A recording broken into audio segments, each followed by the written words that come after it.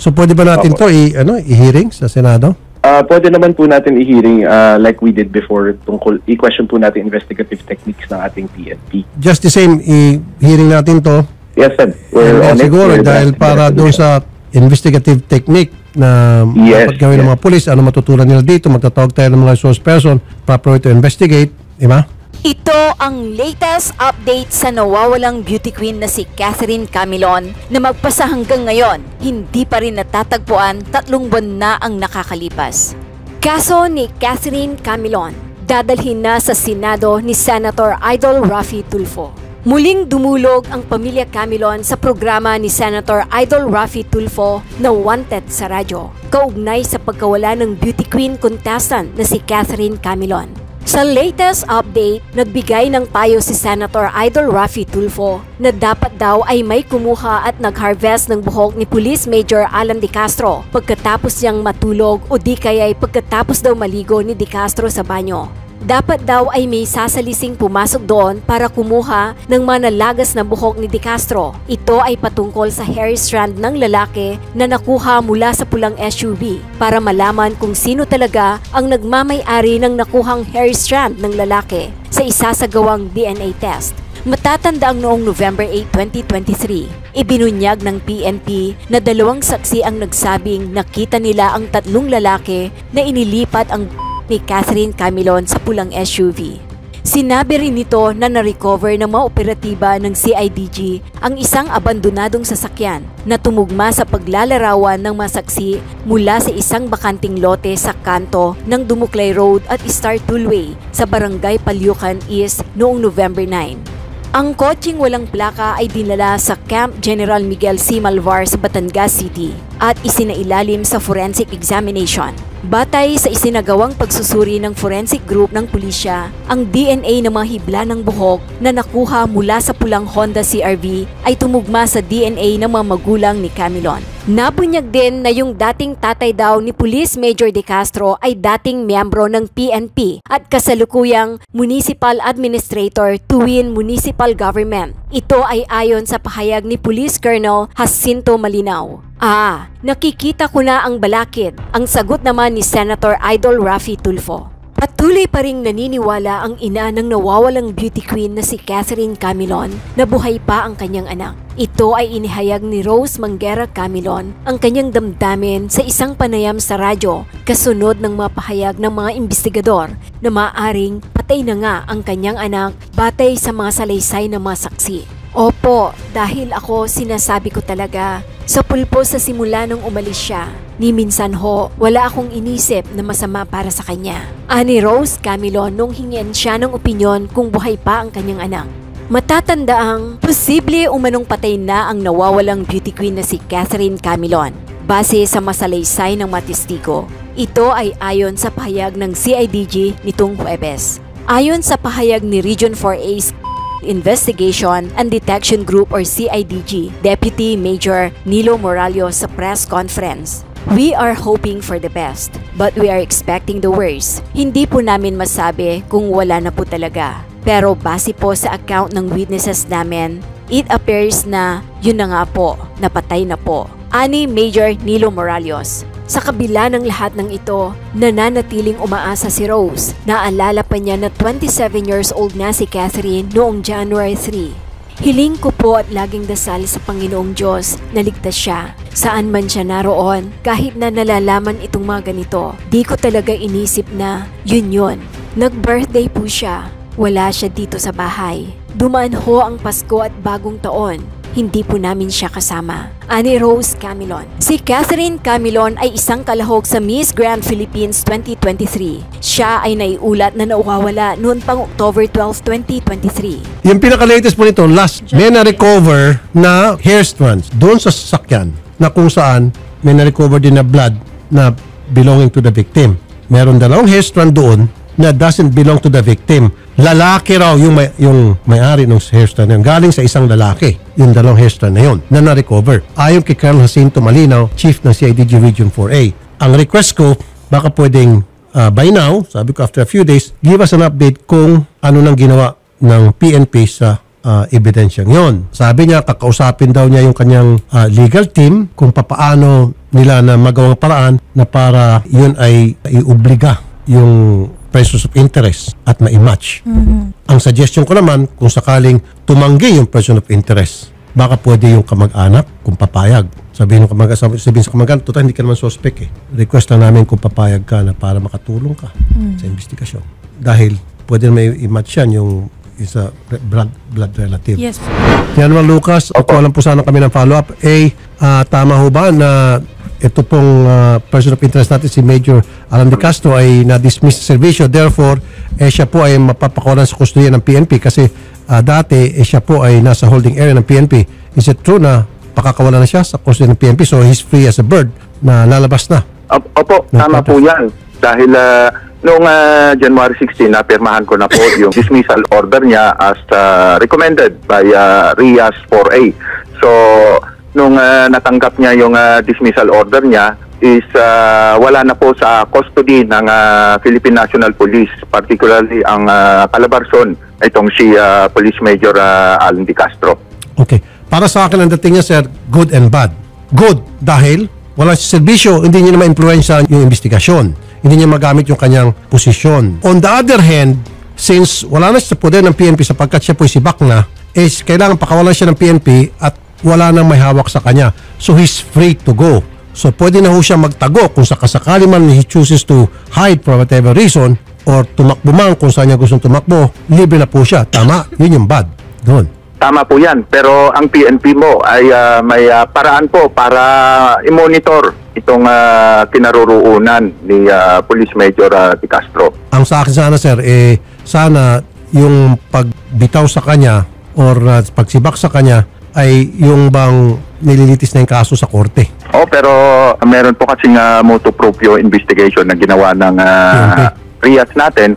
So kung hindi po natin pwedeng pahabain yon dahil mawawala na po sa proseso. May proseso po kasi yun and dapat sa ganitong araw dapat matapos yung investigation na yon. Nagkataon na nauna itong administrative case niya na ma-resolve. Don't get me wrong, General. As a matter of fact, very commendable po yung naging resulta ng investigation at aksyon na ginawa po ng inyong RIAS.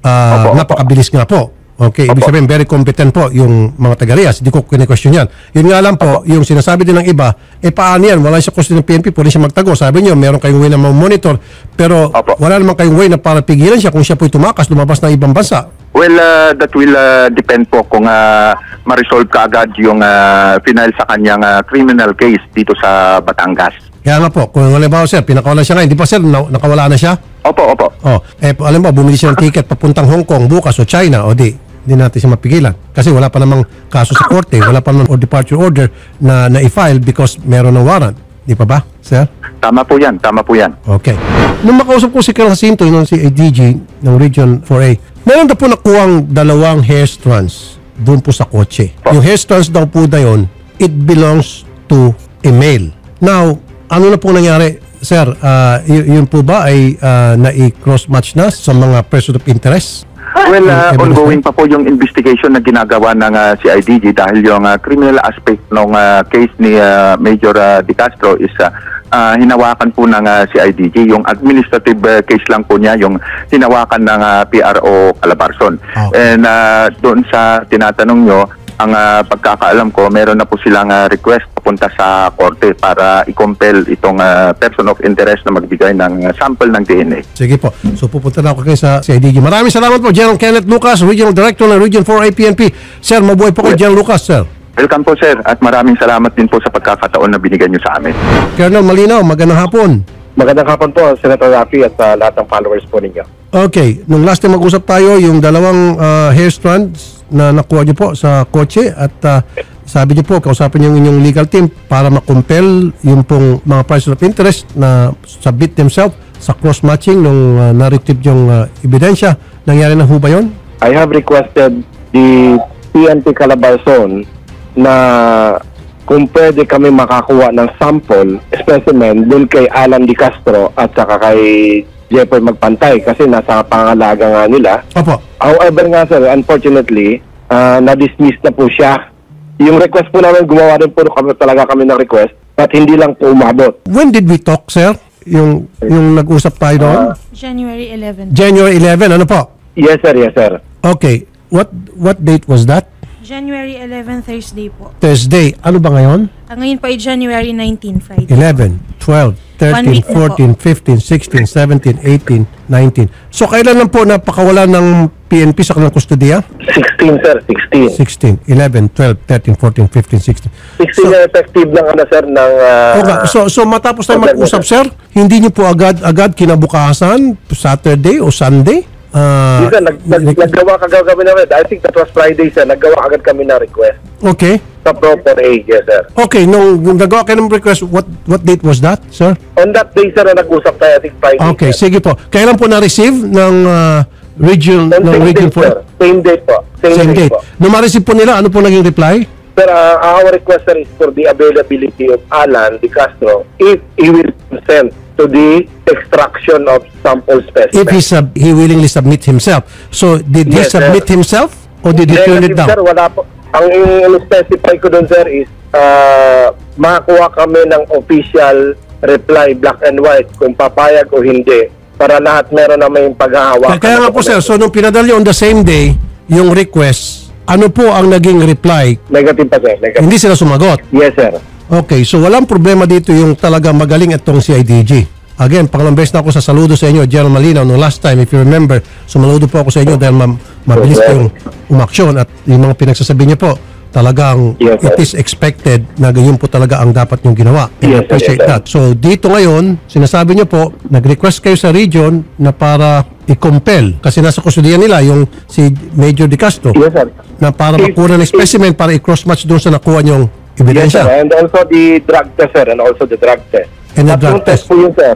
Hair, blood, and drug test. Right. Pero inupuan lang po ng region. In other words, lumilitaw. I cannot comment on that, sir, no? Kasi kami, sir, we submit the request and we are waiting for the reply. Wala akong nakikitang problema dito sa CIDG. CIDG is doing their best. Ang di ako okay dito sa mga regular na pulis. Ito yun pag pulis, bine-baby-baby. Pero kung ordinaryong mamamayan lang itong suspect, naku, kahon na ito. O baka patay na, etc. Pero dahil kabaro, yun, wala na. Nakawala na. Walay na. Major General Kenneth Lucas, magandang hapon po, sir. General. Opo, magandang hapon po. Okay, General, kausap ko po sa kabilang linya si Colonel Jacinto Malinaw nung January 11, nung kausap ko po siya, sabi niya, on that same day, nagpadala siya ng sulat sa region requesting the region, since nasa kustodiya po ng region si Major Alan Di Castro, na i-compel na mag-submit ng specimen para sa cross-matching ng evidence na nakuha sa kotse. Inupuan Opo. lang po yung request ni Colonel Malinaw. What happened po, General? Well, we sent a letter to Police Major Di Castro. Unfortunately, sir, siguro ang advice ng abogado niya is huwag magbigay ng DNA sample. But do you have that in black and white, sir? Opo, opo. So, ang gusto ko lang malaman, sir, totoo ba na-receive nyo January 11 yung request ni Colonel Malinaw? At nung ma-receive nyo po, sir, anong naging course of action ninyo? Well, akaran po natin dinirect si Major Alan Di Castro para magbigay ng DNA sample niya. Unfortunately, ang advice ng lawyer niya is hindi magbibigay. Okay. So, ibig sabihin, sinulatan nyo po, kinausap niya agad si Major Di Castro. Tinausap ko po siya mismo. Andito lang po siya sa camp ng PRO Calabarzon. Okay. Anong sagot niyo po sa inyo, General? Bilang isang major siya, ano sabi niya? Ang sagot po niya sa akin is magko-confer siya dun sa lawyer niya. Okay. Kailan po yun yung tinanong niyo siya kung pwede nang Kung makumpila siya? 12 po yun or 13, kung hindi po ako nagkamali. Doon pa lang alam na this, ano? Kasi kung wala kang tinatago, malinis ka, why not? Ito na, sige. Pero wala po kayong ginawang personal convincing na, bata, sige na, kung talaga malinis ka na, yun ang pinapalabas malinis ka, wag na mag-lawyer, pumayag ka na. I would have done that if I were in your shoe. Opo, ginawa ko po yan dito sa opisina namin, no? Pinatawag ko siya and kinonvince ko siya. Lahat na sinabi ko sa kanya. Unfortunately, yung lawyer pa rin niya ang sinunod niya. Okay, nakakaluma naman to. Yung tumanggi siya. So, nung pagtanggi niya, sir, wala na kayong magawa, and then you have to let him go. Opo, at nag-usap na lang po kami ni CIDG kung ano yung next na gagawin namin. And of course, through a court order yung gagawin. So pagkatapos po sir, nung tumangga siya, then lumabas na po yung resulta ng RIAS na pakawalan siya kasi dismissed na siya from service. Tama? Hindi po. Lumabas po yung recommendation ng RIAS nung 16 po. Ngayong 16 January. Ano po naging basehan po para ma-dismiss siya sa servisyo at mapakawala na po sa kustodya ninyo? Yung extramarital affairs po niya. Opo. Kung yan lang po pagbabasihan, ang dami po dyan sa pulis, baka maubos po yung pulis natin kasi marami ng mga pulis natin dyan. Pasensya na, nagkakaroon ng extramarital affairs even while we speak. So dapat lahat din yun gawa ng motor-proof investigation, wag lang itong Di Castro. Well, meron na pong mga na-dismiss na mga kapulisan tungkol dyan sa kasong yan, no? And of course nga, ang kagaya ng binibitawan ko dati na pag merong mga pulis na merong extramarital affairs is yung integridad ng kapulisan natin yung nawawala. Opo. Kaya nga po nagkakaroon ng motor-proof yung investigation. Opo, sige po, sige po. Maraming salamat po sa muli. Brigadier General Kenneth Lucas, magandang hapon po sir, General. Opo. Colonel Jacinto, Yes sir, magandang hapon po. narinig naman ninyo yung kasagutan po ni Colonel Yes, General sir. Lucas sa mga katanungan ko. Now, Yes, isa na naman pong hirit, hindi ba natin pwedeng kausapin yung mga relatives ni Major Alan Di Castro at maging Actually, sir, itong yung- tao niya na si Jepoy? Actually sir, yung marami na kaming effort dyan sir. Actually sir, yung tatay niya dating pulis din, no? Ayaw. Ni Leo De Castro. Ayaw sir. At ang parati ng sinasabi sir, haharapin na lang niya ang kaso sa korte. Okay. Gayon pa man sir, sa ganong development, gusto ko lang pagbigay alam sa inyo sir, nagkaroon kami ng case conference with DOJ prosecutors at saka yung pamilya Camilon noong isang araw at napag-usapan nga namin na imo-motion na lang namin sa korte yan. Pag dumating kami sa trial, imo-motion namin for the extraction, blood, hair, at saka drug test sir. Kendall, Yes, alam sir. nyo kung talagang magaling lang kayo, kung talagang gusto, maraming paraan. I'll tell you kung paano. Makinig kayo, hindi ako pulis ha, kayo ang pulis. Pero siyempre sir, hindi patama sa inyo to. Siguro sa mga taga-region, kung gusto talagang siya makakuha ng ebidensya, ilang araw na siya dyan sa region, sir? Ilang araw na? Mahigit 2 buwan sir. Okay. Wala 3 buwan. Pagkatapos kayo makakuha ng buhok sa kanyang isang sasakyan, sir, siya ay may tinutulugan. Sana pag alis niya, yung kanyang unan, merong doon, nag-harvest, naghanap ng mga hair strand. Or sa banyo, pagkatapos siya maligo, may sasalisi papasok doon, mangolekta ng mga buhok. Sigurado ako may mga buhok na lagas doon sa pagligo niya. O sigurado ako, pagbango niya, pag CR niya, may sasalisi, kukunin yung unan, maghanap ng hair stand doon. Bingo! Pwede po yun sir, pwede nga po yun sir. Kaya nga, ba't hindi ginawa? Meron lang kami sinusunod yun base sa aming investigation plan, sir. Kasi we done, sir, dun sa whereabouts ni Catherine Camilon. Sir, sorry, Colonel, pinupuri kita, Colonel. Hindi ko babawiin yung pagpuri ko sa inyo. Pero, yun nga pong sinasabi ko, na sana po, naisabi po yun, nagkaroon po ng close coordination, pagtutulong-tulungan ng CIDG at saka ng region. Sasabihin ng CIDG, kung talagang kayo ay magkakaisa yung inyong pong pakay na para makakuha ng ebidensya na kailangan dito sa kasong ito, to solve the case. Yun na nga po sir, di ba? Nung paglabas ng hairstyle na declared na panglalaki, wala namang kaalaman na ito si Major. Kakausapin yung isang tao doon sa loob ng region. Pagkagising niya, kunin yung kanyang unan, kunin yung kanyang kumot, yung kama niya, vacuum yun. Sigurado ako sa pagbabacuum may makukuha mga hairstyle doon. O dili kaya, pagligo niya, o tingnan yung mga suklay niya, siyempre may suklay siya dyan. Yung suklay niya, pag nilagay niya sa cabinet, o kunin yung suklay niya, may buhok doon. O pagligo niya, sigurado mayroong buhok doon. Pagkatapos niya ligo, paglabas niya ng banyo, may papasok kunyari na pulis maliligo din. Pero yung pala ay magkukuha ng mga buhok. Di ba? So ano pong next plano natin, Colonel? If ever na ma-resolve itong kaso, sir, nag-file nga po rin po kami ng motion for inhibition ng Batangas Prosecutor's Office. Batangas Fiscal's Office, okay. Kasi yung abogado ni Jeffrey Magpantay, sir, ay dating membro ng Batangas Fiscal's Office. Ayun. At retired judge din po ng Batangas. Kaya Ayun. pagkasunduan namin ng pamilya, sir, nailipat namin sa DOJ Regional State Prosecutor. Okay, Dito okay. po sa San Pablo. Para mawala yung agam-agam, sir, na siyempre, sir, kasamahan niya dati yun, no, fiscal. At dating judge yung abogado at kilala rin ng mga Di Castro. So, sir, for purposes of PI, minarapat namin, sir, na ilipat na muna. And ngayong January 22, sir, ay sasagot po yung abogado ni Magpantay, pati kay De Castro. Pinagko-comment po sila ng investigating fiscal kung anong masasabi nila. Okay, very good. Yeah. Motion namin. Colonel, isang tanong na ito pong Opo. pamilya ni Major De Castro, are they influential in Batangas? Yung tatay po dyan, sir, ay dating member po ng PNP at kasalukuyang municipal administrator po ng Tuwing Municipal Government. Yes, sir. Okay. Okay. Yes, sir. Nakikita ko na po yung mga balakid. And Yes, sir. again, Yes, sir. you're doing your best po, Colonel, and I really appreciate you. Sana po lahat ng mga pulis ay katulad po ninyo umaksyon at mag-isip. Salamat po sa inyong serbisyo, Colonel Jacinto Sir, Molina. salamat po. Salamat po, sir. Salamat po, sir, sa tulong din po ninyo, sir, sa programa po ninyo. Mabuhay po mga taga-CIDG at mabuhay po kayo, Colonel. Attorney Garrett. Yes po, Sen.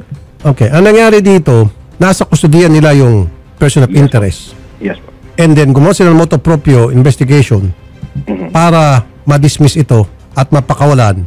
Ngayon, si Major Alan De Castro na person of interest, hindi pa naman siya suspect, Yes. nakawala na at who knows kung Yes. what will he do next. Ang sabi naman ni General Lucas, monitor daw nila yung mga galaw ni Yes po, Sen. Major Alan De Castro. Yung sa akin na nakikita ko parang may problema dito yung region. Yung CIDG wala Parang nagdidili-dali itong region doon sa mga aksyon na supposed to be nagagawin nila. So pwede ba natin to i-hearing sa Senado? Pwede naman po natin i-hearing like we did before tungkol i-question po natin investigative techniques ng ating PNP. Investigative techniques, yes. Although I must comment po dun sa DNA evidence issue natin. I would also like the PNP to exercise caution po dun sa tinatawag nating stray collection ng DNA evidence. Very strict po kasi ang ating court pag-accept po ng DNA evidence. Kailangan po emotion po to sa korte. If we get DNA samples outside of the crime scene po na without proper court authority, pwede pong ma-exclude sa evidence yung DNA sample po na yon, which might destroy the identity of the accused. Ma-acquit pa po. Kahit positive po, Sen, if the evidence was not procured in a legal way, pwede pong maging road para ma-acquit ito. That's why I was asking po kung nasaan na po sila sa prosecution, kasi if they can secure at least probable cause po, kahit wala po yung DNA evidence, Sen, as long as they can secure probable cause, ilarga na po sana nila. And then wait for the court to issue an order for DNA testing po, Sen. Kasi yung mga kamag-anak tumatanggi rin Dapat cross-matching Yes, ko po. sa mga relatives nitong Yes, si Major Alan De Castro. Kaso pati mga kamag-anak tumatanggi. So ang ibig sabihin, pwede na i-file yung kaso sa korte. I think naka-file na yung kaso sa korte.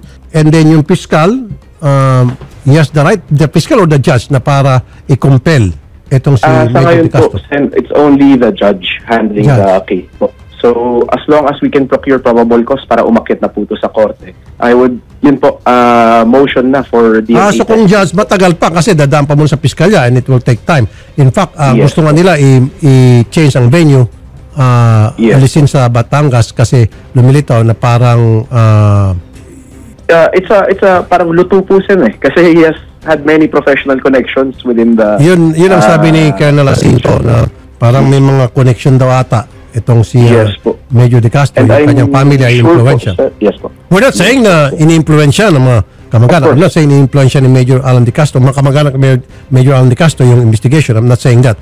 Yes Pero po, sir. what Yung is possibility lang. Colonel Jacinto Molina is saying, yung pamilya nito well-connected.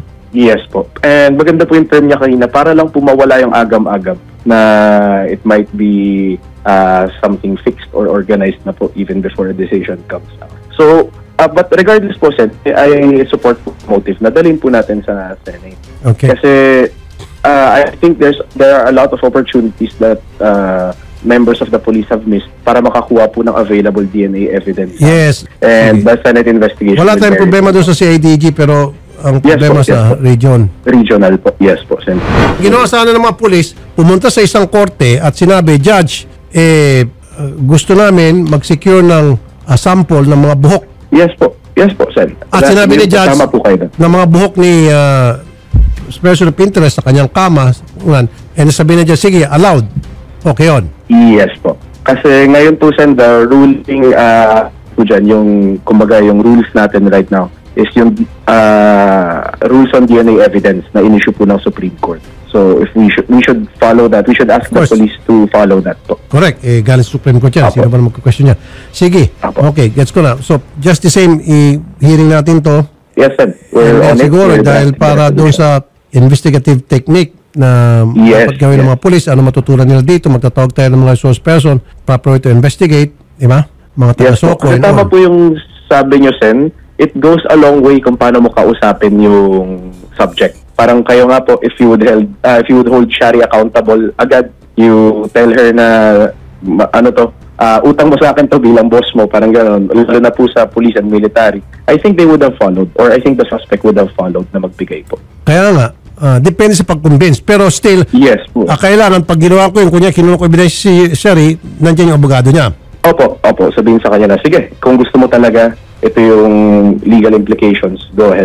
Colonel Jacinto, Sir, good po. na-file na po ba yung kaso sa piskalya? Pero sabi niyo po, i-move ano, sa ibang jurisdiction? Yes, sir. Yun ang sa pantahan namin, sir, kasama yung pamilya. Kasi, sir, yung defense lawyer ni na Magpantay at saka yung retired judge kasi, sir, at dating membro ng Batangas Fiscal's Office. Ayun. Kakilala niya yung mga empleyado, sir, at saka ibang fiscal doon. For purposes of fair play, sir, at impartiality, ninarapat namin, sir, na nag-file kami ng motion for them to inhibit at elevate na sa Regional State Prosecutor ng DOJ sa Okay, Region 4. Alright, sige po. Ayan, malinaw. Very clear. Thank you po so much again, Colonel Jacinto. Malinaw. Thank you very Walang much. anuman po, sir. Walang anuman po.